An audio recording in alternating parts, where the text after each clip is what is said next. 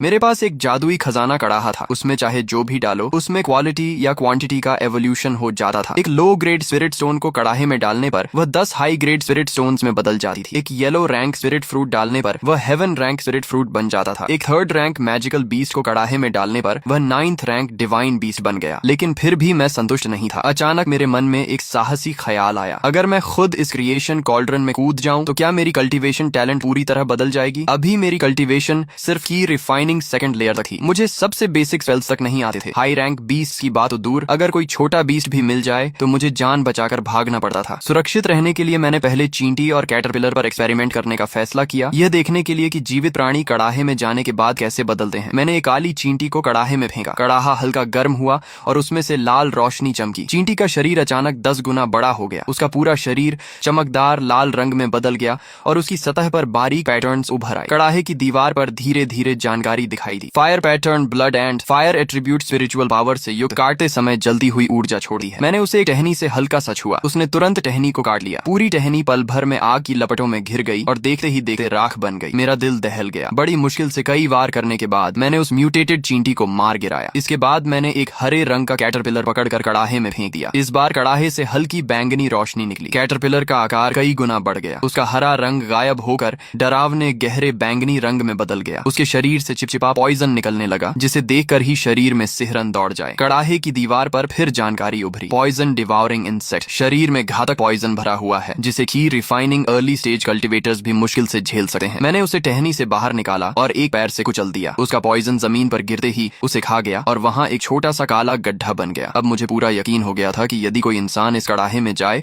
तो उसकी शक्ति में जबरदस्त छलांग लग सकती है। लेकिन मेरे मन में अभी भी एक डर था। कड़ाहे में जाने के बाद क्या मेरी स्पिरिट रूट्स बेहतर होंगी या मैं किसी इंसान और राक्षस के बीच की विकृत क्रीचर बन जाऊंगा। फिर मैंने सोचा, मैं तो वैसे भी एक low grade mixed spirit root वाला बेकार कल्टीवेटर हूँ, जिसकी कल्टीवेशन की स्पीड कछुए से भी धीमी है। अगर मॉन्स्टर भी बन गया तो भी पूरी जिंदगी बेकार रहने से बेहतर होगा। मैंने गहरी सांस ली, दिल की घबराहट दबाई और क्रिएशन कॉल्ड्रन में छलांग लगा दी। जैसे ही मैं अंदर पहुंचा, गर्म और शक्तिशाली ऊर्जा मेरे पूरे शरीर में दौड़ गई। मेरे शरीर से हल्की सुनहरी रोशनी निकलने लगी। हड्डियों से लगातार क्रैक क्रैक की आवाजें आने लगी। मेरा फिजिक आंखों के सामने बदलने लगा। कड़ाहे की दीवार पर जानकारी लगातार बदलती रही। Spirit root purification, physique enhancement और अंत में 4 सुनहरे शब्द वहीं स्थिर हो गए। Heaven tyrant body. उसी पल मेरे शरीर से तेज सुनहरी रोशनी फूटी जो सीधे छत तक जा पहुंची। पूरी लकड़ी की झोपड़ी उसके प्रकाश से जगमगा उठी। ये ठीक नहीं था। अगर सेक्ट के लोगों ने यह असामान्य घटना देख ली तो क्रिएशन कॉल्ड्रन का रहस्य उजागर हो जाएगा। ऐसे खजाने का मालिक होने पर मेरी जान खतरे में पड़ सकती थी। मैंने तुरंत प्रक्रिया रोक दी, पूरी ताकत से बाहर छलांग लगाई और उंगली हिलाकर कड़ाहे को छोटा करके अपने शरीर में समा लिया। फिर मैं तेजी से झोपड़ी से बाहर निकला और छत पर चढ़ गया। रात के अंधेरे में मैंने चारों ओर नजर दौड़ाई। सब कुछ शांत था, कोई असामान्यता नहीं दिखी। तब जाकर मैंने राहत की सांस ली। हेवन टायरेंट बॉडी, ये सेंट बॉडी के बाद दूसरी सबसे शक्तिशाली फिजिक थी। इसके साथ कल्टीवेशन स्पीड आम लोगों से कहीं ज्यादा होती है और शरीर की ताकत बेजोड़ होती है। अगर मैं बीच में बाहर न कूदता तो शायद सीधे सेंट बॉडी में इवॉल्व हो जाता। मुझे अपने पिछले एक्सपेरिमेंट्स याद आए, चाहे स्पिरिट स्टोन्स हों, स्पिरिट फ्रूट्स हों या फिर चींटियां और कैटरपिलर्स। कड़ाहे में जाने के बाद उनकी शक्ति लगभग 10 गुना बढ़ी थी। मैंने सोचा था कि मुझे हाई ग्रेड स्पिरिट रूट मिल जाए तो भी बहुत बड़ी ब्लेसिंग होगी, लेकिन मेरी फिजिक सीधे हेवन टायरेंट बॉडी तक पहुंच गई और सेंट बॉडी से बस एक कदम दूर रह गई। ये कड़ाहा जीवित प्राणियों को निर्जीव वस्तुओं से भी अधिक भयावह तरीके से इवॉल्व करता था। लेकिन खुशी के बाद मैं जल्दी ही शांत हो गया। जो पेड़ सबसे ऊंचा होता है सबसे पहले वही आंधी का निशाना बनता है। सेंट बॉडी जैसी फिजिक बहुत ज्यादा ध्यान आकर्षित करती है। अगर इसका राज खुल गया तो साथ ही डिसाइपल्स ईर्ष्या में मुझे नुकसान पहुंचाने की कोशिश करेंगे और अनगिनत शक्तिशाली लोग भी मेरी ओर आकर्षित होंगे। तब क्रिएशन कॉल्ड्रन का रहस्य छिपाना और मुश्किल हो जाएगा। इसलिए फिलहाल अपनी फिजिक की ऑरा को दबाकर लो प्रोफाइल रहना ही सबसे सुरक्षित रास्ता था। मैं वापस झोपड़ी में गया, कुछ स्पिरिट फ्रूट्स खाए और बैठकर स्पिरिचुअल पावर को रिफाइन करने लगा। सिर्फ 2 घंटे में ही मेरी स्पिरिचुअल पावर काफी बढ़ गई और मैं की refining second layer late stage तक पहुंच गया। इसी स्पीड से चलता रहा तो कल 3rd लेयर में ब्रेक थ्रू कर लूंगा। अगले दिन शाम को मैं अंधेरा होने पर ऑर्चर्ड की ओर गया ताकि स्पिरिट फ्रूट्स इकट्ठा करके कल्टीवेशन कर सकूं। जैसे ही मैं ऑर्चर्ड के दरवाजे पर पहुंचा, मैंने देखा कि कुछ हैंडीमैन डिसाइपल्स मेरी तरफ आ रहे हैं। उनके आगे लिनफील्ड एरिया का नेता श्योंगबा चल रहा था। यह आदमी हमेशा दूसरों पर अत्याचार करता था और कमजोर डिसाइपल्स को सताता था। मेरा दिल बैठ गया, लेकिन मैंने सम्मान दिखाने का नाटक किया। बेयर ब्रदर, क्या आप लोग ऑर्चर्ड की इंस्पेक्शन करने आए हैं? इंस्पेक्शन की ऐसी की तैसी, हम लोगों का कुछ खाने का मन है। तुम्हारे ऑर्चर्ड से कुछ स्पिरिट फ्रूट्स लेने आए हैं। मैंने गुस्सा दबाकर मुस्कुराते हुए कहा, बेयर ब्रदर, रात के खाने के बाद सेक्ट ने already yellow rank low grade spirit fruits बांटे हैं। ज्यादा खाने से स्पिरिचुअल पावर अनस्टेबल हो सकती है और कल्टीवेशन पर बुरा असर पड़ेगा। ज्यादा बकवास मत कर, जितने कह रहे हैं उतने तोड़ और जल्दी से कई दर्जन स्पिरिट फ्रूट्स लेकर आ। मिड ग्रेड स्पिरिट फ्रूट्स तोड़ना, अगर किसी ने लो ग्रेड ग्रेड तोड़े तो मैं उसकी टांगें तोड़ दूंगा। चोंगबा का चेहरा सख्त हो गया और उसने सीधे मेरे चेहरे पर जोरदार थप्पड़ मार दिया। वह पहले से ची रिफाइनिंग थर्ड लेयर में था, इसलिए उस थप्पड़ की ताकत बेहद ज्यादा थी। मैं लड़खड़ा कर पीछे गिर पड़ा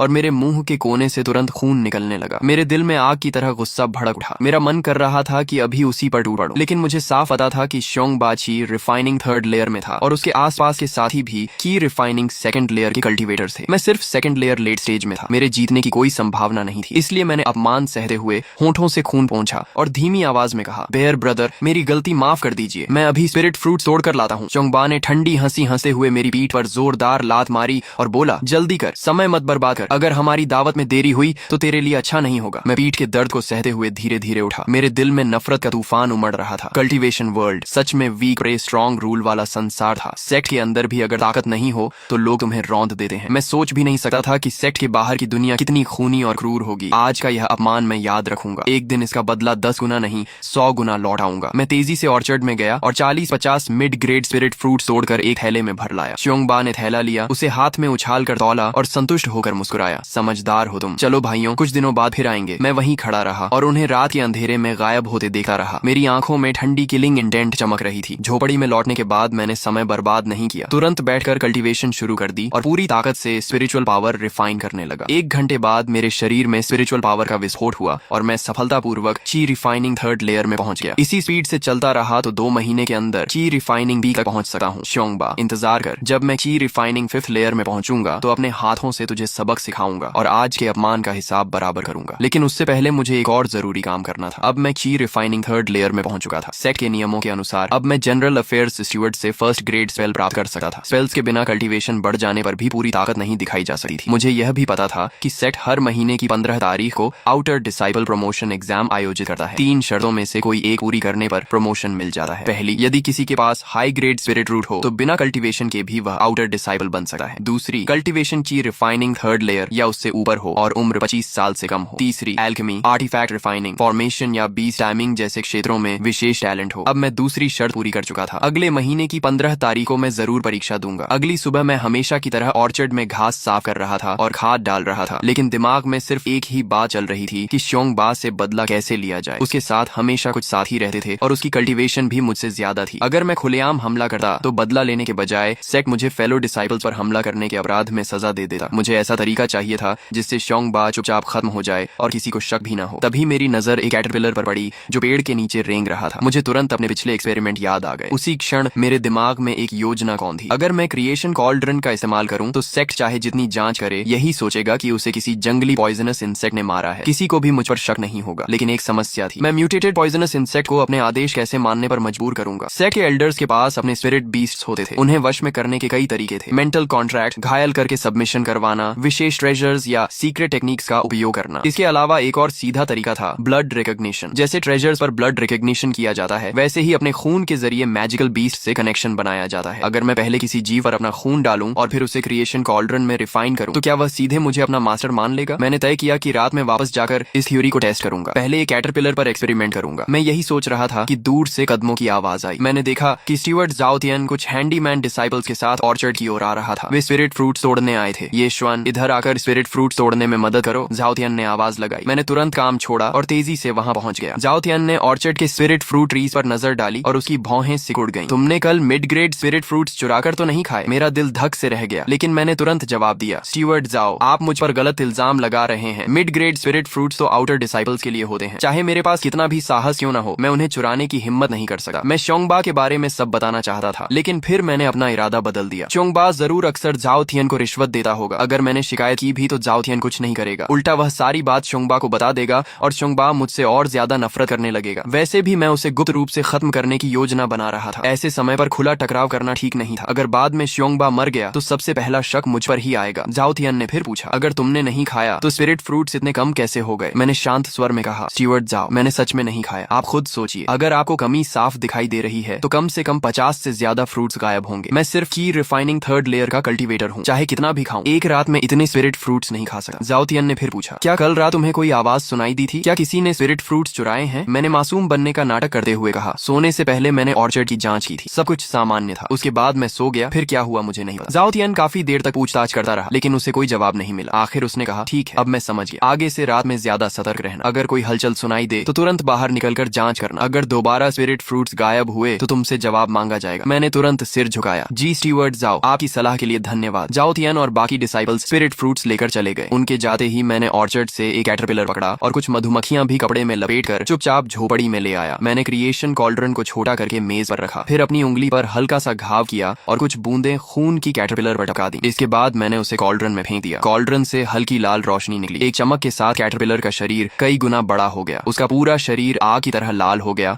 और उसके शरीर पर हल्की लपटें भी जलने लगी। कॉल्ड्रन की दीवार पर जानकारी उभरी। Crimson fire spirit insect, first rank spirit insect, कमजोर अग्नि को नियंत्रित कर सकता है। फायर स्पिरिचुअल इंटेलिजेंस प्रारंभिक स्तर पर जागृत, मास्टर को पहचान चुका है। मैंने देखा कि क्रिम्सन फायर स्पिरिट इंसेक्ट अपनी दोनों एंटेना हिलाते हुए धीरे धीरे कॉल्ड्रन के किनारे तक आया, मानो मुझसे मित्रता दिखा रहा हो। मेरा दिल तेजी से धड़कने लगा। मैंने सावधानी से आदेश दिया, मेज पर चढ़कर आओ। जैसे ही मेरे शब्द खत्म हुए, क्रिम्सन फायर स्पिरिट इंसेक्ट धीरे धीरे क्रिएशन कॉल्ड्रन से बाहर निकला और रेंगते हुए ठीक उसी जगह पहुंच गया जहां मैंने उसे जाने का आदेश दिया था। सफल हो गया। ब्लड रिकॉग्निशन और क्रिएशन कॉल्ड्रन की रिफाइनिंग को मिलाकर सच में ऐसे स्पिरिट बीस्ट्स बनाए जा सकते हैं जो अपने मास्टर के पूरी तरह वफादार हों। मैं खुशी से मुस्कुराया और कहा, ठीक है, अब तुम जाकर एक तरफ आराम से घूमो। क्रिम्सन फायर स्पिरिट इंसेक्ट मानो मेरी बात समझ गया। वह धीरे धीरे रेंग कर कमरे के कोने में चला गया। इसके बाद मैंने कुछ बूंदें अपना खून मधुमक्खियों पर टपकाई और उन मधुमक्खियों के साथ उन्हें ढकने वाला कपड़ा भी क्रिएशन कॉल्ड्रन में डाल दिया। कॉल्ड्रन से हल्की सफेद रोशनी निकली। कपड़ा और मधुमक्खियां दोनों एक साथ इवॉल्व होने लगे। कॉल्ड्रन की दीवार पर दो नई जानकारियां उभरी। Black iron protective robe, yellow rank mid grade magical artifact, qi refining realm cultivators और ब्लड बाउंड स्पिरिट बीस्ट के हमलों का सामना कर सकता है। प्राप्त नुकसान को 30% कम करता है। अत्यंत मजबूत और आसानी से नष्ट नहीं होता। दूसरी जानकारी थी crimson shadow poison bee, first rank spirit beast. इसकी पूंछ के डंक में बोन पियर्सिंग पॉइजन भरा हुआ है। इसका पॉइजन अत्यंत घातक है। ची रिफाइनिंग रेल्म कल्टीवेटर को डंक लगते ही तुरंत मौत हो सकती है। पॉइजन इस्तेमाल होने के बाद दोबारा भरने में 1 महीना लगा है। मैं बेहद खुश हो गया। मुझे उम्मीद नहीं थी कि साधारण कपड़ा भी क्रिएशन कॉल्ड्रन में रिफाइन होकर मैजिकल आर्टिफैक्ट बन सकता है। हालांकि ब्लैक आयरन प्रोटेक्टिव रोब का रंग पहले से काफी गहरा होकर काला हो गया था। यह ज्यादा ध्यान आकर्षित नहीं करता था, लेकिन फिर भी किसी को शक हो सकता था, इसलिए मुझे भविष्य में इसे सावधानी से पहनना होगा। तभी एक गहरे लाल रंग की पॉइजन बी कपड़े के अंदर से बाहर निकली। उसके पंखों से लगातार भनभनाहट की आवाज आ रही थी। वह मेरे सामने हवा में स्थिर होकर बड़ी शांति से मुझे देखने लगी। मैं अनजाने में एक कदम पीछे हट गया और पूरा शरीर सतर्क हो गया। मुझे डर था कि कहीं वह मुझ पर हमला न कर दे। मैंने धीरे से हाथ बढ़ाया और आदेश दिया, जाकर बिस्तर के पास बैठो। मेरे शब्द खत्म होते ही क्रिम्सन शैडो पॉइजन बी भनभनाती हुई बिजली जैसी गति से उड़कर बिस्तर के पास पहुंच गई। उसकी स्पीड इतनी तेज थी कि मैं खुद भी हैरान रह गया। मेरे मन में तुरंत एक विचार आया, इतनी स्पीड के साथ की रिफाइनिंग 5th लेयर का कल्टीवेटर भी इसके हमले से बच नहीं पाएगा। अगर इसका इस्तेमाल च्योंग बा को खत्म करने के लिए किया जाए तो सफलता लगभग निश्चित होगी। मैंने फिर आदेश दिया, वापस आओ। क्रिम्सन शैडो पॉइजन बी तुरंत उड़कर मेरे पास लौट आई। इसके बाद मैंने 3 और मधुमक्खियां पकड़ी और उसी तरीके से उन्हें भी क्रिम्सन शैडो पॉइजन बीज में बदल दिया ताकि जरूरत पड़ने पर अतिरिक्त सहायता मिल सके। अब मेरे पास कुल 4 पॉइजन बीज थी। इन चारों के साथ अगर मेरा सामना की रिफाइनिंग 5th लेयर के कल्टीवेटर से भी हो जाए तो मेरे पास लड़ने की क्षमता होगी। उसी दिन रात के खाने के बाद मैं हमेशा की तरह ऑर्चर्ड में स्पिरिट फ्रूट्स लेने जाने वाला था कि तभी मैंने देखा श्योंग बा अपने कुछ साथियों के साथ फिर ऑर्चर्ड के दरवाजे पर आ पहुंचा। ये आदमी सच में दोबारा आ गया। मेरे दिल में ठंडी हंसी गूंज उठी, लेकिन चेहरे पर मैंने सम्मान का भाव बनाए रखा। बेयर ब्रदर, आप आ गए। मैं अभी आपके लिए स्पिरिट फ्रूट्स तोड़कर लाता हूँ। श्योंग बा घमंड से मुस्कुराया, अच्छा है, अब तुम समझदार हो गए हो। उसके आसपास खड़े साथी भी हंसने लगे। बेयर ब्रदर, इस लड़के को पिछली बार आपने जो पीटा था उसके बाद ये काफी सीधा हो गया है। ये ऐसा ही है, जब तक मारना पड़े तब तक बात नहीं मानता। दूसरा आदमी बोला, बेयर ब्रदर, क्यों ना जाओ स्टीवर्ड से कहकर इसे स्पिरिट फील्ड एरिया में काम पर भेज दें और ऑर्चर्ड की रखवाली के लिए हमारे किसी आदमी को लगा दें, फिर हमें स्पिरिट फ्रूट्स खाने में और भी आसानी होगी। च्योंग बा ने हंसते हुए कहा, तुम्हें कुछ समझ नहीं है। जाओ स्टीवर्ड को आदमी बदलने के लिए कम से कम 5 लो ग्रेड स्पिरिट स्टोन्स रिश्वत में देनी पड़ेंगी। उसके बाद हर महीने 2 और स्पिरिट स्टोन्स देने होंगे। अभी तो बिना एक भी स्पिरिट स्टोन खर्च किए हम मिड ग्रेड स्पिरिट फ्रूट्स खा रहे हैं। इससे अच्छा सौदा और क्या होगा। उसके साथ ही तुरंत चापलूसी करने लगे। बेयर ब्रदर सच में बहुत बुद्धिमान है। सबके चेहरों पर खुशामद भरी मुस्कान थी। मैंने कुछ नहीं कहा, चुपचाप ऑर्चर्ड में गया, कई दर्जन मिड ग्रेड स्पिरिट फ्रूट्स तोड़े और उन्हें एक थैले में भरकर श्योंग बा को दे दिया। बेयर ब्रदर, ये लीजिए। श्योंग बा ने थैला लिया, संतुष्ट होकर सिर हिलाया और बोला, बहुत बढ़िया, चलो भाइयों, रास्ते में खाते हुए चलते हैं। इतना कहकर वह और उसके साथी हंसते बोलते ऑर्चर्ड से निकल गए। जैसे ही वे कुछ दूर पहुंचे, मैंने तुरंत मन ही मन आदेश दिया कि चारों क्रिम्सन शैडो पॉइजन बीज चुपचाप उनका पीछा करें और बिना किसी को पता चले श्योंग बा और उसके साथियों का अंत कर दें। चारों क्रिम्सन शैडो पॉइजन बीज अपने अपने लक्ष्य की ओर बढ़ीं और बिना कोई आवाज किए श्योंग बा और उसके साथियों तक पहुंच गईं। उनमें से एक पॉइजन बी सीधे श्योंग बा के कान के पीछे जा पहुंची और उसी क्षण उसने अपना डंक घोंप दिया। बोन पियर्सिंग पॉइजन पल भर में श्योंग बा के शरीर में फैल गया। श्योंग बा दर्द से चीख उठा और तुरंत कान के पीछे हाथ मारने लगा, लेकिन तब तक पॉइजन बी गायब हो चुकी थी। ऐसा लग रहा है जैसे किसी चीज ने मुझे डंक मारा है। श्योंगबा की चेतना तेजी से धुंधली होने लगी, उसकी जुबान लड़खड़ाने लगी और शब्द साफ निकलना बंद हो गए। बात पूरी भी नहीं हुई थी कि वह धड़ाम से जमीन पर गिर पड़ा और उसकी सांसें हमेशा के लिए रुक गईं। उसके तीनों साथी अभी समझ भी नहीं पाए थे कि क्या हुआ है कि बाकी 3 क्रिम्सन शैडो पॉइजन बीज ने भी उन्हें डंक मार दिया। कुछ ही पलों में वे भी एक एक करके जमीन पर गिर पड़े और उनकी भी मौत हो गई। अरे नहीं, बेयर ब्रदर और बाकी लोगों के साथ कुछ हो गया। अभी तो बेयर ब्रदर कह रहे थे कि किसी चीज ने उन्हें डंक मारा है। क्या ये पॉइजन बीज हैं? यहाँ जानलेवा पॉइजन बीज हैं, भागो। दूर से गुजर रहे कुछ हैंडीमैन डिसाइपल्स ने यह दृश्य देखा तो डर के मारे उनकी हालत खराब हो गई। वे चीखते हुए चारों दिशाओं में भाग गए। अगले ही दिन सुबह श्योंगबा और उसके साथियों की पॉइजन बीज के डंक से हुई मौत की खबर पूरे हैंडीमैन एरिया में फैल गई। चीफ स्टीवर्ड लिन खुद लोगों को लेकर जांच करने आया। जांच के बाद यह तय हुआ कि चारों की मौत म्यूटेटेड पॉइजन बीज के डंक से हुई थी। चीफ स्टीवर्ड लिन ने मामला सेक्ट एल्डर्स को सौंप दिया। एल्डर्स को घटना थोड़ी अजीब जरूर लगी, लेकिन चिंगयुन सेक्ट विशाल क्षेत्र में फैला हुआ था और उसके पीछे गहरे पहाड़ों और जंगलों की लंबी श्रृंखला थी। वहां म्यूटेटेड पॉइजनस इंसेक्ट्स और पॉइजन बीज का मिलना कोई अनोखी बात नहीं थी। ऊपर से सिर्फ 4 हैंडीमैन डिसाइपल्स की मौत हुई थी, जो पूरे चिंगयुन सेक्ट के हिसाब से बेहद छोटी घटना मानी गई। फिर भी इस घटना ने पूरे हैंडीमैन एरिया में हलचल मचा दी। हर कोई डरा हुआ था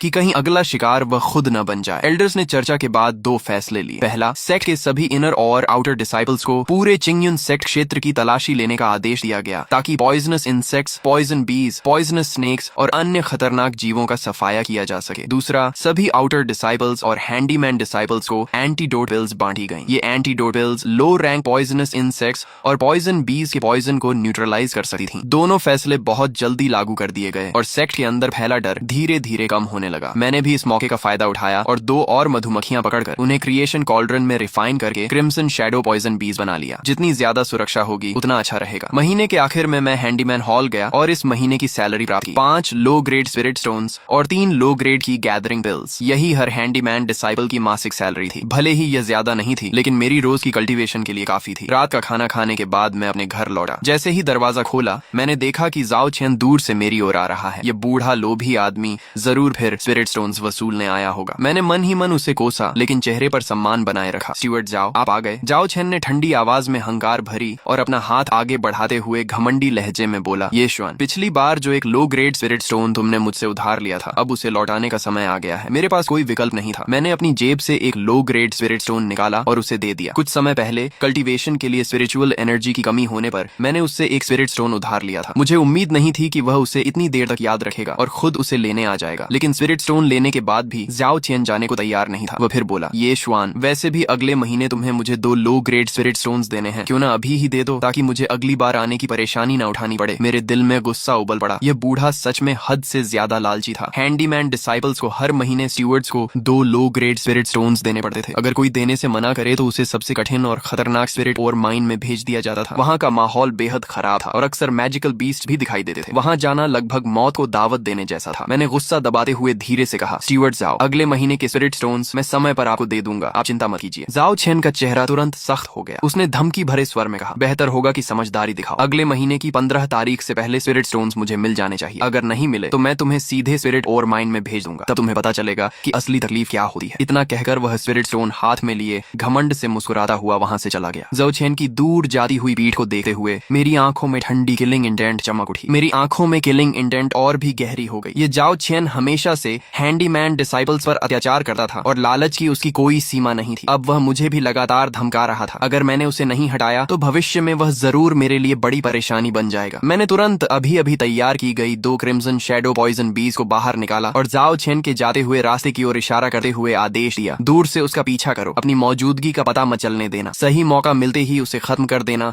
और काम बिल्कुल साफ सुथरा होना चाहिए। दोनों क्रिम्सन शैडो पॉइजन बीज ने भनभनाते हुए अपने पंख फड़फड़ाए और बिना कोई आवाज किए जाओ चेन के पीछे उड़ गईं। ये सब करने के बाद मैं वापस कमरे में गया, बैठकर कल्टीवेशन करने लगा और ची गैदरिंग पिल खाकर पूरी ताकत से कल्टीवेशन शुरू कर दी। जाओ चेन का मामला अब कल की खबरों पर छोड़ दिया था। फिलहाल मेरे लिए सबसे जरूरी चीज अपनी कल्टीवेशन बढ़ाना और ची रिफाइनिंग 3rd लेयर की फाउंडेशन को मजबूत करना था। अगले महीने की 15 तारीख को होने वाली आउटर डिसाइपल एग्जाम में सफल होना मेरे लिए सबसे महत्वपूर्ण था। सिर्फ आउटर डिसाइपल बनने के बाद ही मैं हैंडीमैन डिसाइपल की पहचान से छुटकारा पा सकता था, ज्यादा कल्टीवेशन रिसोर्सेज पा सकता था, अपनी किस्मत खुद नियंत्रित कर सकता था और उन सभी लोगों से बदला ले सकता था जिन्होंने कभी मेरा अपमान किया था। 2 घंटे बाद मेरे शरीर के अंदर स्पिरिचुअल पावर का जोरदार विस्फोट हुआ और एक और बॉटलनेक टूट गया। मैं साफ महसूस कर सकता था कि मेरे मेरे शरीर की स्पिरिचुअल पावर पहले से कहीं ज्यादा मजबूत हो गई है। मेरी कल्टीवेशन आधिकारिक रूप से की रिफाइनिंग 4th लेयर में प्रवेश कर चुकी थी। की रिफाइनिंग 3rd लेयर से 4th लेयर तक पहुंचने में मुझे सिर्फ 8 दिन लगे थे। इन 8 दिनों में मैंने 20 से ज्यादा yellow rank low grade spirit fruits, एक yellow rank mid grade spirit fruit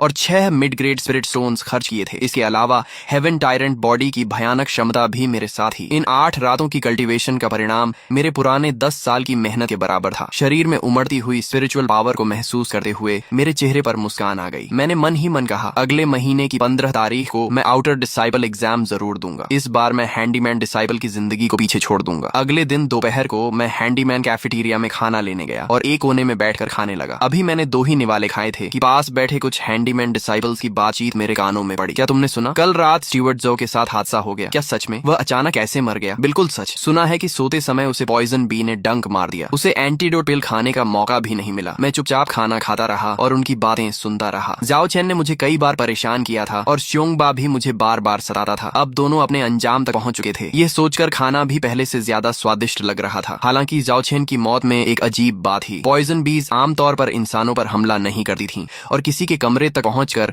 उसके सोते समय हमला करना तो और भी असामान्य था। ऐसा लग रहा था मानो कोई खास तौर पर उससे बदला लेने आया हो। लेकिन सेक्ट एल्डर्स ने काफी जांच की और कोई सबूत नहीं मिला। आखिरकार इस घटना को भी एक दुर्घटना मानकर बंद कर दिया गया। सिर्फ इतना आदेश दिया गया कि सभी हैंडीमैन डिसाइपल्स रात में दरवाजे और खिड़कियां अच्छी तरह बंद रखें और सावधान रहें। जाओ चेन की मौत के बाद चीफ स्टीवर्ड लीन ने एक नए स्टीवर्ड को नियुक्त किया। सौभाग्य से यह नया स्टीवर्ड शांत स्वभाव का था और उसने मुझे किसी तरह की परेशानी नहीं दी। कुछ दिन बाद जब मेरी कल्टीवेशन पूरी तरह स्थिर हो गई तो मैं चीफ स्टीवर्ड लिन से लो लेवल स्पेल्स सीखने के लिए हैंडीमैन मेन हॉल पहुंचा। चीफ स्टीवर्ड लिन हाथ पीछे बांधे खड़ा था। मुझे इतनी कम उम्र में वहां देखकर उसके चेहरे पर आश्चर्य दिखाई दिया। उसने पूछा, तुम्हारी उम्र में कल्टीवेशन ची रिफाइनिंग 2nd लेयर तक पहुंच गई है क्या? साधारण हैंडीमैन डिसाइपल्स की टैलेंट बहुत साधारण होती है। उन्हें ची रिफाइनिंग 0 लेयर से 2nd लेयर तक पहुंचने में कम से कम 8-10 साल लग जाते हैं। मैंने सम्मान पूर्वक उत्तर दिया, डिसाइपल पहले ही ची रिफाइनिंग 2nd लेयर तक पहुंच चुका है। चीफ स्टीवर्ड लीन की आंखों में हैरानी और बढ़ गई। उसने मेरी कलाई पकड़ी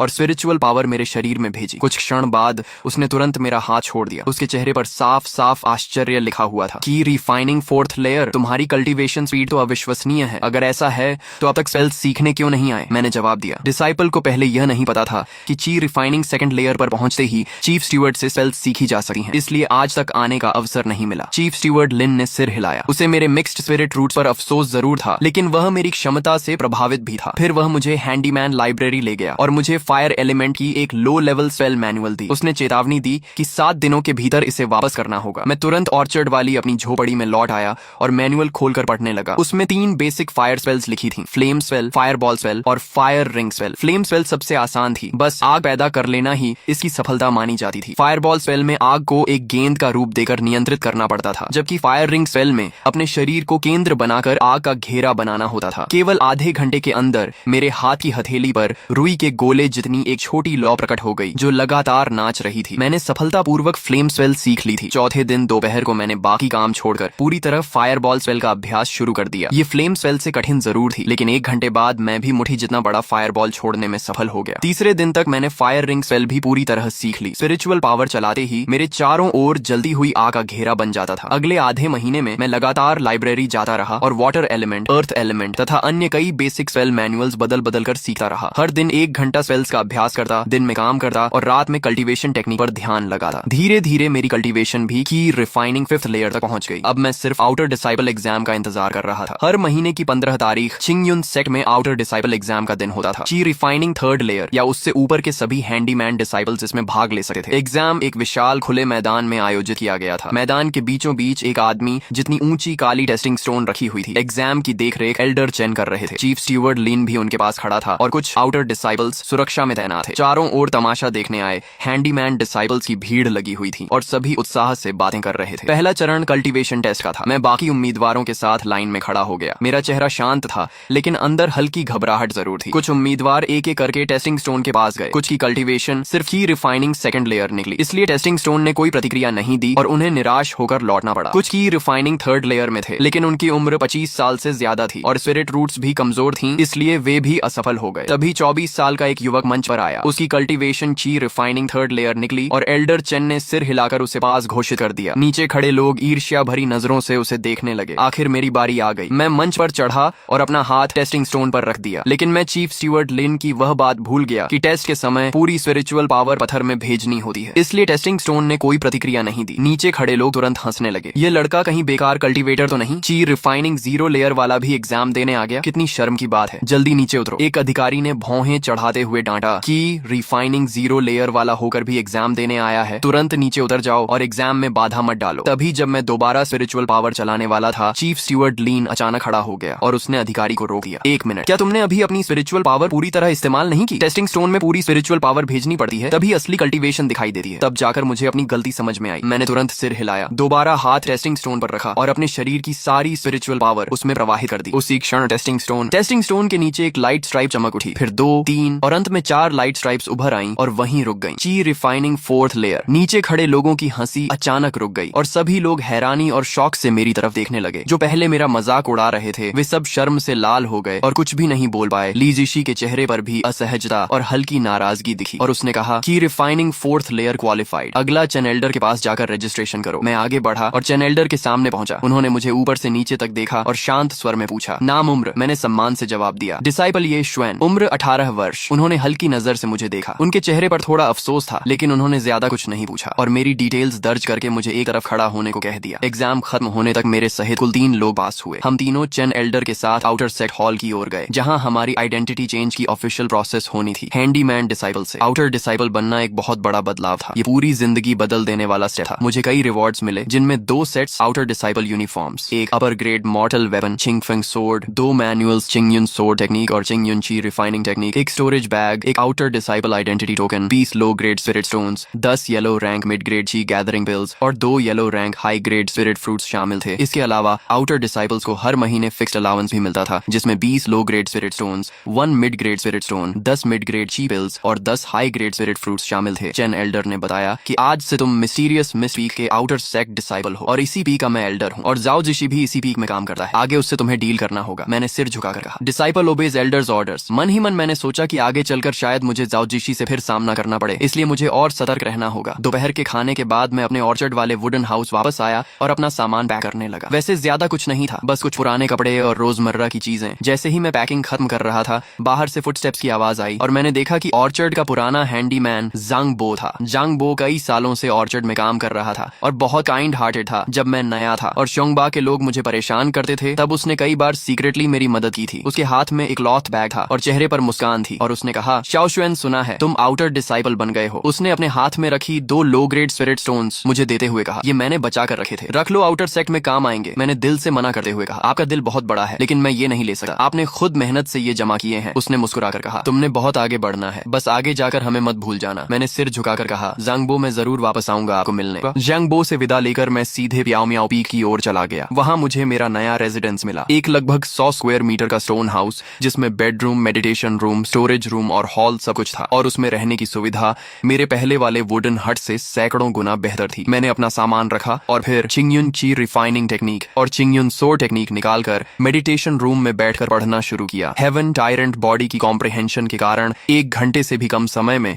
मैंने दोनों टेक्निक्स को पूरी तरह समझ लिया और अभ्यास के योग्य हो गया। इसके बाद मैंने अपने अंदर मौजूद क्रिएशन कॉल्ड्रन को समन किया और जो भी रिवॉर्ड में मिले स्पिरिट स्टोन, पिल्स और स्पिरिट फ्रूट्स थे, उन्हें उसमें डाल दिया। एक हल्की चमक के साथ उनकी क्वालिटी और स्ट्रेंथ दोनों बढ़ गईं और मुझे काफी बड़ा फायदा हुआ। इसके बाद मैं ध्यान में बैठ गया और चिंगयुन ची रिफाइनिंग टेक्निक को चलाकर अपनी ची रिफाइनिंग 5th लेयर कल्टीवेशन को स्टेबलाइज किया। 4 दिन की सुबह मैं जल्दी उठा और चिंगफंग सोर्ड लेकर स्टोन हाउस के बाहर खुले मैदान में गया, जहां मैंने आधे घंटे तक चिंगयुन सोर्ड टेक्निक का अभ्यास किया और उसके बेसिक मूव्स को पूरी तरह मास्टर कर लिया। इसके बाद मैं पियाओ मियाओ पी के आउटर सेक्ट हॉल की तरफ गया। जैसे ही मैं प्रैक्टिस एरिया में पहुंचा, कई डिसाइपल्स की नजरें मुझ पर पड़ गईं। कुछ फीमेल डिसाइपल्स मेरी अपीयरेंस देकर धीमे स्वर में बातें करने लगीं, जबकि कुछ मेल डिसाइपल्स, जिन्हें पता चला कि मैं हैंडीमैन बैकग्राउंड से आया हूं, मुझे तिरस्कार भरी नजरों से देखने लगे और कहने लगे कि सिर्फ एक हैंडीमैन है, भले ही आउटर डिसाइपल बन गया हो, उसकी टैलेंट कुछ खास नहीं होगी, वह जल्द ही बेकार साबित होगा। मैंने उनकी बातों पर ध्यान नहीं दिया और बस हल्का सा सिर झुका दिया। तभी एक रेड ड्रेस पहने हुई फीमेल डिसाइपल मेरे पास आई। उसने मुस्कुराते हुए पूछा, जूनियर ब्रदर, क्या तुम नए आए हो? मैंने जवाब दिया, सीनियर सिस्टर, मेरा नाम ये श्वान है, मैं कल ही एग्जाम पास करके हैंडीमैन से आउटर डिसाइपल बना हूँ। उसने मुस्कुराकर कहा, मैं शाओ वानर हूँ, अगर तुम्हें कोई चीज समझ नहीं आए तो मुझसे पूछ सकते हो। दूर खड़े वे मेल डिसाइपल्स जो मेरा मजाक उड़ा रहे थे, ये देखकर और ज्यादा नाराज हो गए और कहने लगे कि ये हैंडीमैन लड़का सिर्फ सुंदर सीनियर सिस्टर से बात करने का मौका ढूंढ रहा है और अगर उसने दोबारा कोशिश की तो उसे सबक सिखाएंगे। मैंने उनकी बातों को नजरअंदाज कर दिया क्योंकि कल्टीवेशन वर्ल्ड में स्ट्रेंथ ही सब कुछ थी और जैसे जैसे मेरी स्ट्रेंथ बढ़ेगी वे खुद मुझसे डरेंगे। कुछ देर बाद एल्डर चेन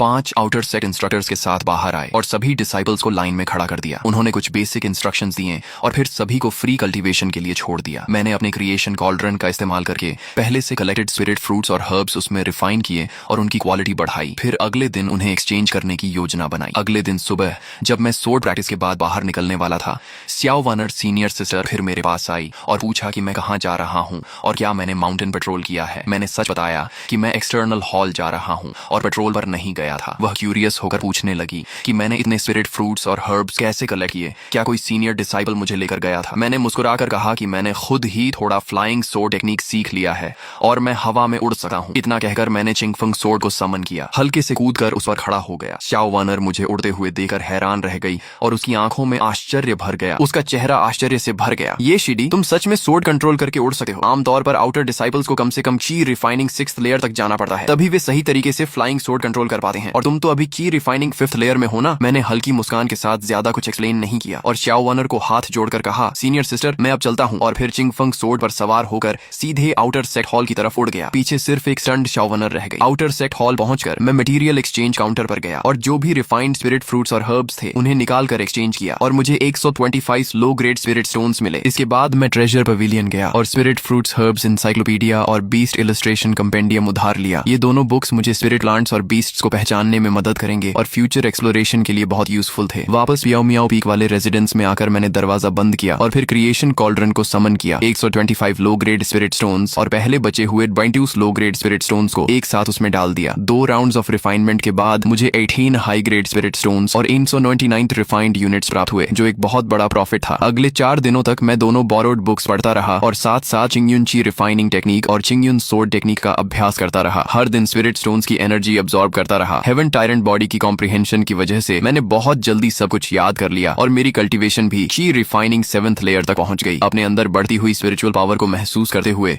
मैंने तय किया कि अगले दिन मैं अकेले रिसोर्स गैदरिंग के लिए बाहर जाऊंगा, क्योंकि क्रिम्सन शैडो पॉइजन बीज मेरे साथ ही। इसलिए अगर कोई टियर 2 बीस्ट भी आ जाए तो मैं उससे लड़ सकता था और ज्यादा रिसोर्सेज इकट्ठा करके अपनी कल्टीवेशन तेजी से बढ़ा सकता था। अगली सुबह अर्ली ट्रेनिंग के बाद मैं अकेले फ्लाइंग सोर्ड पर सवार होकर सेक्ट बैरियर से बाहर निकल गया और क्रिम्सन शैडो पॉइजन बीज को समन किया। वे एक बड़े स्पैरो जैसी बॉडी के साथ मेरे पीछे उड़ रही थीं। उनके तेज सुनहरे पंख उनकी सबसे खतरनाक वेपन थे। सेक्ट के आसपास 30-40 माइल्स तक ज्यादातर स्पिरिट फ्रूट्स और हर्ब्स पहले ही डिसाइपल्स द्वारा कलेक्ट कर लिए जाते थे, इसलिए मैं और दूर पहाड़ों की तरफ गया जहां रिसोर्सेज ज्यादा अबंडेंट थे। लगभग 30-40 माइल्स उड़ने के बाद मैंने सोर्ड नीचे उतारी और पैदल जंगल में प्रवेश किया। मैं ध्यान से स्पिरिट प्लांट्स आइडेंटिफाई कर रहा था और आसपास सतर्क था ताकि कोई पावरफुल बीस्ट अचानक हमला न कर दे। तभी जब मैं आधा बैग स्पिरिट फ्रूट्स कलेक्ट कर चुका था, एक तेज और दर्दनाक वुल्फ हाउल गूंजा और तुरंत ही एक 3 सिर वाला विशाल डीमन वुल्फ जंगल से बाहर कूद आया। Tier 2 beast 3 headed demon wolf. उसकी स्पीड बहुत तेज थी और कुछ ही सेकंड में वह मेरे सामने पहुंच गया। उसके तीनों सिरों ने एक साथ दहाड़ते हुए शार्प टीथ दिखाए और आसपास फाउल विंड फैल गई। मैंने तुरंत स्पिरिचुअल पावर एक्टिवेट किया और एक फायर बॉल बनाकर उस पर अटैक किया, लेकिन वह बहुत एजाइल था और आसानी से डॉज कर गया। फायर बॉल पीछे एक पेड़ पर लगा और उसे जला दिया। उसी मोमेंट जब वह फिर से मुझ पर झपटा, मैंने क्रिम्सन शैडो पॉइजन बी को कमांड दिया और वह तेज बुलेट की तरह उसके मिडिल हेड की तरफ शूट हुई और उसके शार्प विंग्स ने सीधे उसके मिडिल हेड को कट कर दिया। ब्लड स्प्रे हुआ और वह दर्द से चिल्लाया, लेकिन अभी भी गिरा नहीं। उसके बाकी 2 सिर और ज्यादा वायलेंट हो गए और मेरी तरफ फिर से अटैक किया। मैं तुरंत चिंगफंग सोर्ड पर जंप करके हवा में उठ गया और बेहद टेंस हो गया। फिर मैंने फायर सर्कल टेक्निक एक्टिवेट की और एक बर्निंग रिंग मेरे चारों तरफ फैल गई। वह 3 सिर वाला वुल्फ फिर से जंप करके अटैक करने आया, लेकिन आग की रिंग से टकराकर जलने लगा और दर्द से तड़पने लगा। उसके शरीर पर कई डीप वुंड्स बन गए और उसकी स्ट्रेंथ धीरे धीरे खत्म होने लगी। मौका देकर मैं नीचे उतरा और अपने फुल की रिफाइनिंग पावर को हाथ में कॉन्सेंट्रेट करके उसके सिर पर जोरदार पाल्म स्ट्राइक किया और उसका हेड क्रश हो गया और वह पूरी तरह डेड हो गया। मैं सांस लेते हुए थोड़ा पीछे हटा। अगर क्रिम्सन शैडो पॉइजन बी न होती तो ची रिफाइनिंग 7th लेयर पर भी इस टियर 2 बीस्ट को मारना आसान नहीं था। मैंने उसके बॉडी की जांच की तो अंदर से एक ब्लैक ग्लोइंग बीस्ट कोर मिला। टियर 2 बीस्ट कोर बहुत वैल्यूएबल आइटम था, जिसे या तो रिफाइन करके इस्तेमाल किया जा सकता था या कॉल्ड्रन में डालकर अपग्रेड किया जा सकता था। मैंने उसका फर और क्लॉज भी कलेक्ट किए और स्टोरेज बैग में रख दिए। फिर बिना रुके आगे फॉरेस्ट में स्पिरिट हर्ब्स कलेक्ट करता रहा। क्रिम्सन शैडो पॉइजन बीज मेरे चारों तरफ गार्ड करती रही और मैं स्टेडीली रिसोर्सेज इकट्ठा करता गया। धीरे धीरे बैग भर गया और शाम होते होते फॉरेस्ट और डेंजरस हो गया, इसलिए मैं वापस सेक्ट की ओर उड़ गया। फ्लाइट के दौरान मैं फाइट को याद करते हुए